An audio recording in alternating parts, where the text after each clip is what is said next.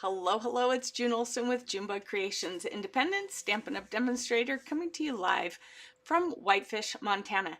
And today we're going to work with some DSP. So DSP stands for Designer Series Paper, not double-sided paper, which a lot of people think when they first start working with Stampin' Up! Paper, because both sides are patterned, but it's not double-sided pattern paper.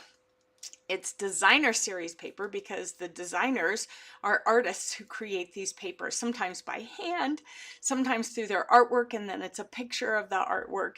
It's just amazing the work that they do. So what I've done today is I went on YouTube for some inspiration. How many of you use YouTube? I'm sure I'm not the only one. So I went on YouTube and I like to go back 5 years or more to find things that were done before, not necessarily trendy right now. I like to find some different things.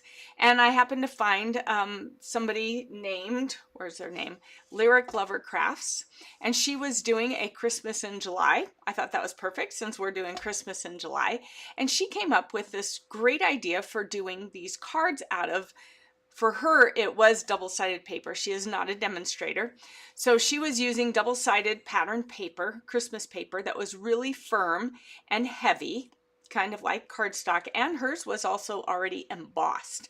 So today I'm not going to do some embossing, but with what I do show you, you could certainly do embossing, and I might play with it and do some more of that and maybe come back and show you some of those other designs another time.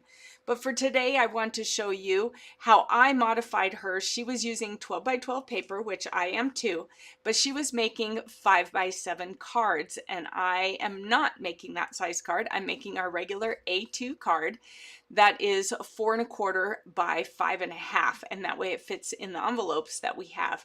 You can make larger ones, you can make smaller ones, you can find envelopes elsewhere, but I chose to make sure I used a card base that fit our envelopes. So let's go ahead and switch cameras. Here we go. And this is the paper that I'm using. So this is the Nests of Winter. You can see I used it last year. We had a stamp set last year that was tied to this and it retired. I don't think it's in the online store anymore, but this paper is actually in the catalog, therefore it will be around the whole time. So it's Nests of Winter, which means I thought it made a pretty good Christmas paper, because right now we don't have a lot of Christmas papers. There's none in the catalog. There's one that just came out on online exclusives, and then of course there are more coming out in the fall mini that will come out in September. So there'll be more, and I'll probably play with this, and you may see it. You'll probably see this card again with some of the more traditional papers and maybe even some of the other things, but I thought this would be fun to give a go. So here is the one paper, and then this was the back side. And then we had this one. This one was cut like this, or maybe it was over here. And so I just cut it in half to use it for today's card. But you can get 2 sheets. With her 5 by 7 card, you can only get 1 card out of each sheet, and then you have the scraps to use on your other cards. I went ahead and did for 2 cards, and then you still will have extra to be able to use. And then this was the back side, which looks like little bird prints. All right, bird footprints. And then we have, this is the birch bark, and we have an embossing folder that goes with this that came out with it, so you could emboss this if you're using it.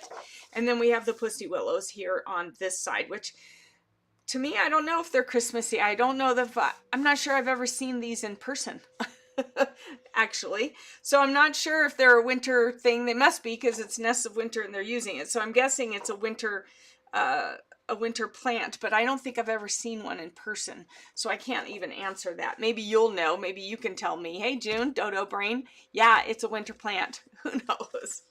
Then here was another one that had the little birds with the birch on it as well, and the backside another sort of plant with little birds on it. I couldn't even tell you what kind of plant that is. Obviously something wintry is my guess. And then we had these birds, and you were able to cut out these birds and these birds with dies in that stamp set. And I think I put mine, I don't think I kept mine because I'm not, I love birds. I love listening to the birds. I just don't really craft with birds a whole lot. I did with this, and I'll probably use it. And if I have it, I might cut it out. Otherwise, this is just a quick fussy cut as well. This is the back side of it. Nice and simple pattern. And then this one, we made some really cute cards last year for Card Club with this set. This one is super fun with all the little birds that you can use as your focal image if you want. And then you have your stripes, which are a nice green, garden green and white. So that is the Nests of Winter Designer Series paper. Let me go ahead and put this all back together. All right.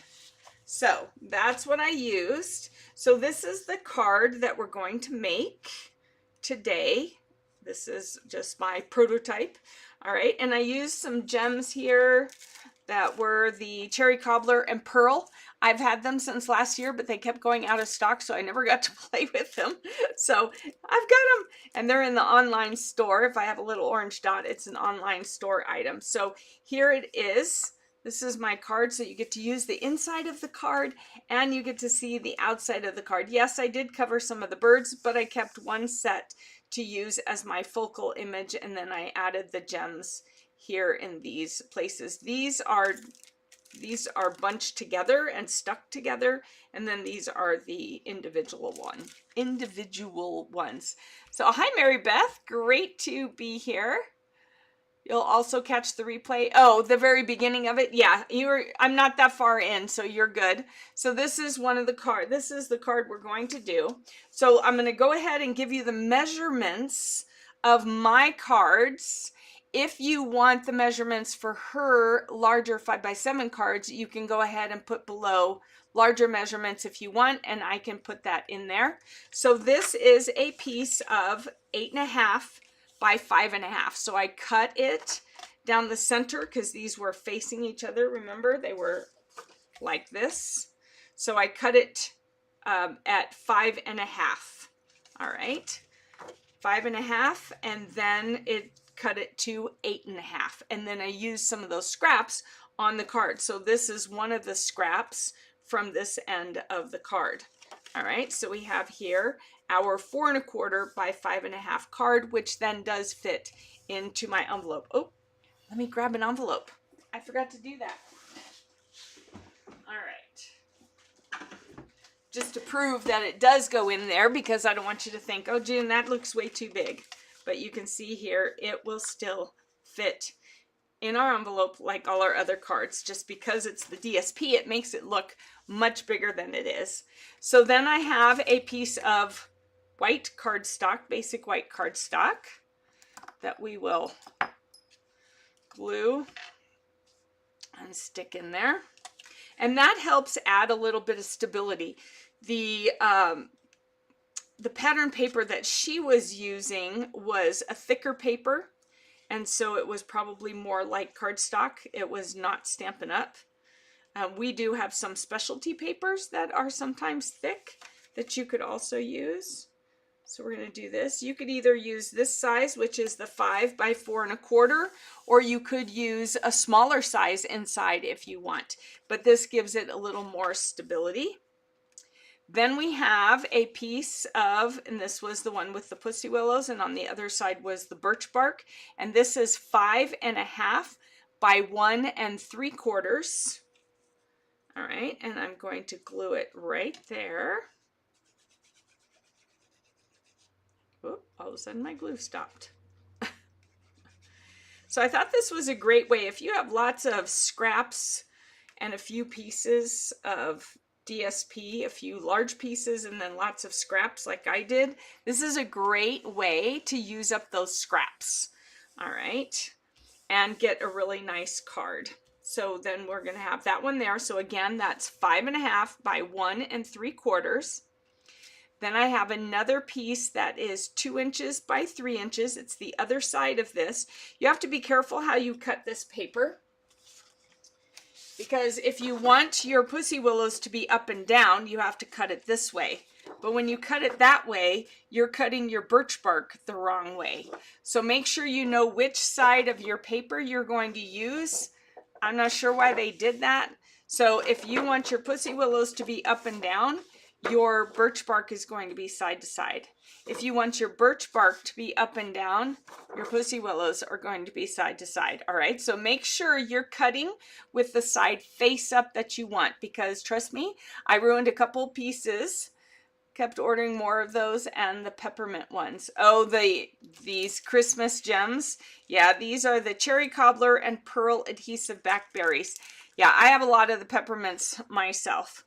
So just make sure you pay attention to the back sides of your paper and you cut with the side that you want to be looking at on your card.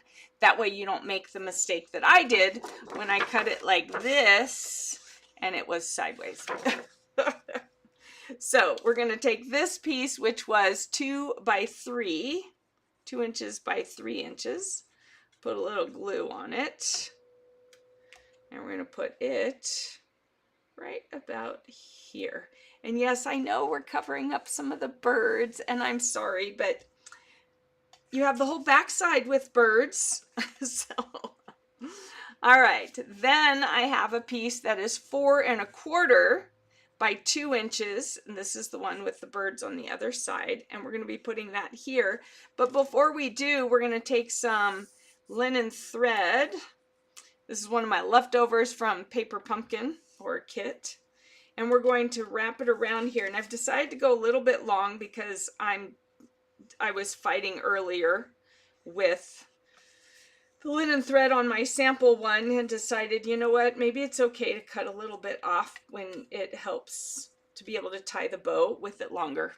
So we're going to use my little glue dot trick, because otherwise your bow will not be snug, and you do want your bow snug to your paper.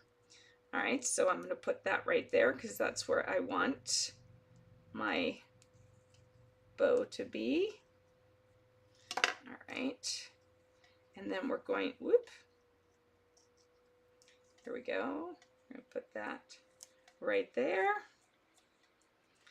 All right, folks. Hi, Sharon. Great to have you on here. You'll want to catch the beginning part on the replay where I talk about what I'm doing and why I'm doing it. So last year I did have a, you know what, sometimes your nails get too, look, this one popped off. Sometimes your nails get too long and make it harder to tie bows. So I got to go get my nails taken care of. I have to pay to get the gel off, and then I think I'm just going to leave it off. But even though I do like the colorful nails, I just don't have the time to go all the time to get them taken care of. As you can see by the long nails. All right, let's trim a little bit of this off. All right, here we go. Lay that kind of down flat. Then we're going to turn it over, and we're going to put some, so like if you were to use the, oh, come on. I can't talk and shake out glue. What's up with that? There we go. All right. So if you were to use the birch bark, so here I could have embossed that. And like I said, I may play with embossing in the future. Today, I just wanted to keep it simple for you. I'm going to cover up that bird since he's partially covered anyways, like that.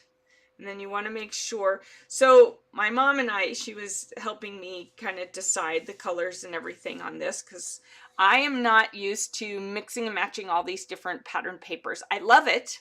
I like the look of it, and I'm working on learning how to do it better. But she's got a great artist's eye, having been an artist herself.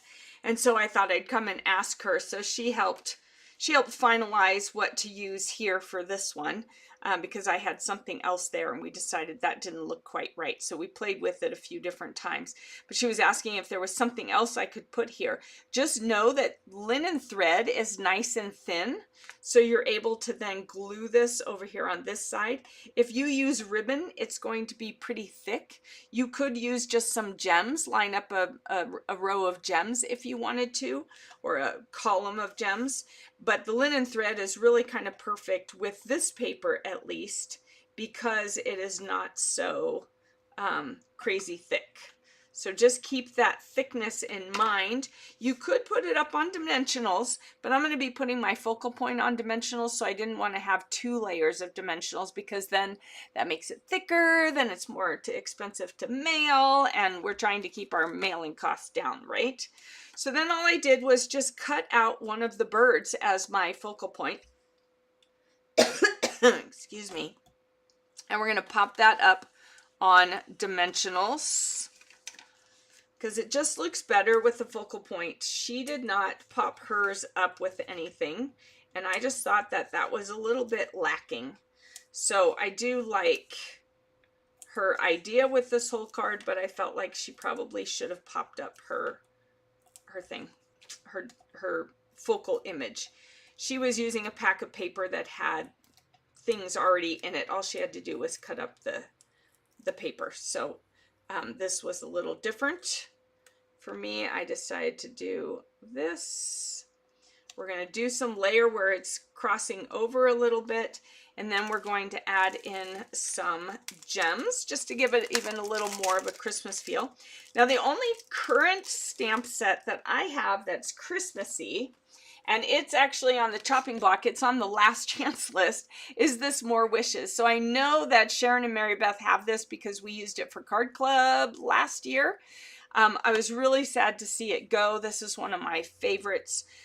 So this will be kept. It'll be in my personal stash because I love it. So you could do the Merry Christmas on the inside. I'm leaving them blank for now, just in case I decide to use it for something else. But you could use any Christmas sentiment stamp that you want on the inside, and you could add a sentiment on the outside if you wanted to. So these are kind of tricky, just an FYI. These are all bunched together on the same stickery back side like that. And then what I did is I just popped these over here. They don't quite line up with this one the way they lined up nicely with these two, but that's okay. All right, and then I thought I would use a couple of the red ones, maybe just down here. All right, so that way we have 5. We have 1, 2, 3, 4, 5. All right, and there is a simple card. Using your DSP, you get to enjoy the front side. It looks like the birds are all walking upside down. So that's another one where you have to, you know, if you're using one side versus the other, you need to make sure you're cutting. But I think with the birds, it's okay if they're walking that way and not all that way. And then, of course, you have more birds still on the back side. So you're not getting rid of, and I have a little bird down here, so I didn't cover up all the birds. You have your darker pussy willows, and then this one, you have your birch bark, and then you have this nice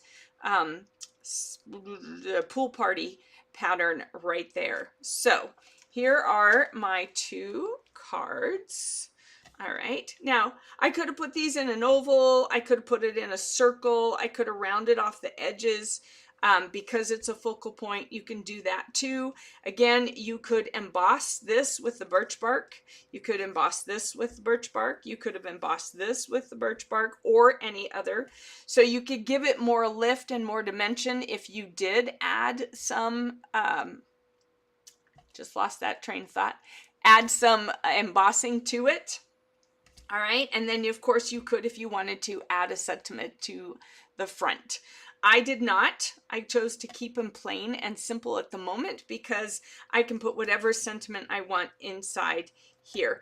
Oh, on this one, I did do a piece of this on the inside, and maybe on the inside here, we'll just do a quick strip of, where's my, hold on.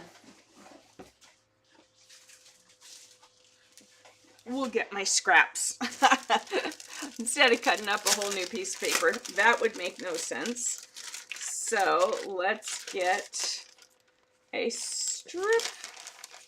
All right. Let's see. We could use that on the inside. Yeah, we can use that one on the inside. All right. So let's do this. We're going to cut it at a 1/2 inch. And you're thinking, June, you've got this little piece. Yep, that's okay. It's all going to work out. So then I'll just cut it from that side. And I need it at 5 1/4. And you can see that it worked out just perfectly with this being my scrap. And then you can add that if you don't want the stark difference in there. All right, you could use the birch bark in there, or you could use the same as what's on the front in there. The choice is totally yours. So you can mix and match your pattern paper. And if you like this idea, let me know if you want more ideas, because I can work on more ideas and come back again on a Thursday and do more ideas with the papers. I know that I'm going to be playing with it, so you might see some this or that in as well, so that you can help me decide what you like, and also to give you some ideas and inspiration of what else you could do with whatever other patterns of papers. So this one, I stayed within the same packet of paper so that they were coordinating. You could mix and match with other papers from others. I thought about bringing in the wood from the Country Woods, but I decided to just stick with the birch bark here. And so as we get some Christmas paper, you may see me play more with this. So just let me know, which one do you think? Do you like this one or that one? Which one strikes your fancy better? Do you like this one with more color, or this one that's kind of very neutral? All right, so this or that, which one is your preference of these two cards, and what do you think of this idea for using it? All right, so again, the measurements, 5 1/2 by 8 1/2 for the card base. This piece is 5 1/2 by 1 3/4. This piece is 4 1/4 by 2. And this piece is 2 by 3. And then your focal image is somewhere around 2 1/4 by 3, just depending. You can see this one's a little narrower, this one's a little bigger. It just depends on what it is that you are using for your image. Alrighty, so there you have it. There you have it. We have a DSP card so that you can show off both sides of the DSP. And it's different from the one that I made last year. So I can show a picture. Have I done? I'm not even sure if I have any more of those. Did I send them out? I may have to just do a quick refresh on that as well. So, but this was fun. I appreciate you joining me, Sharon and Mary Beth. If you're catching this on the replay, go ahead and put replay. Let me know where you're catching this from. I happen to know where Mary Beth and Sharon are, since they're part of my team. If you would like to be part of my team, best bang for your buck in the catalog. $99 gets you $125 in your starter kit of your choice. Just saying, it's the best bang for your buck. So if you have questions about any of it, drop comments down below. Mary Beth says, thank you, such great ideas. Have so many scraps I need to use. Right? So many. I'm thinking September might be Scraptember, so we can do a bunch of cards using scraps. How about that?